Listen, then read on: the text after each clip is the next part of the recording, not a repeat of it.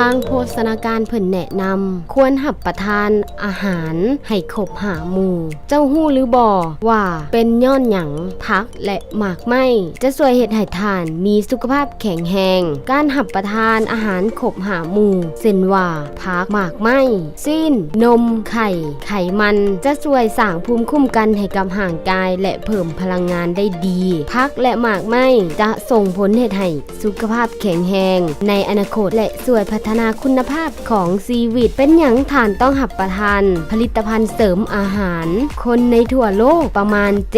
75% บ่หับประทานผักและหมากไม้ในปริมาณทางโภชนาการเพิ่นแนะนำย้อนการดำรงชีวิตประจำวันนั่นมีความจำเป็นกว่าและปัจจัยทางสิ่งแวดล้อมแล้วเฮ็ดให้หับสารอาหารหน่อยลงฉะนั้นจึงเกิดตองวางระหว่างสิ่งที่ท่านควรหับประทานกับสิ่งที่ท่านต้องการแล้วท่านควรลดสองวางนี้ได้ด้วยการหับประทานสุดยอดสมุนไพรเจเฮิร์บแบบแคปซูลเพราะมีสมุนไพรหลายกว่า10ชนิดจะช่วยเข้าไปซ่อมแซมในส่วนต่างๆของร่างกายและเพิ่มพลังงานให้แก่ร่างกายเป็นห่วงสุขภาพท่านด้วยสุดยอดสมุนไพรเจเฮิร์บสนับสนุนโดยกิสหุ่งเฮืองจำกัดโทร020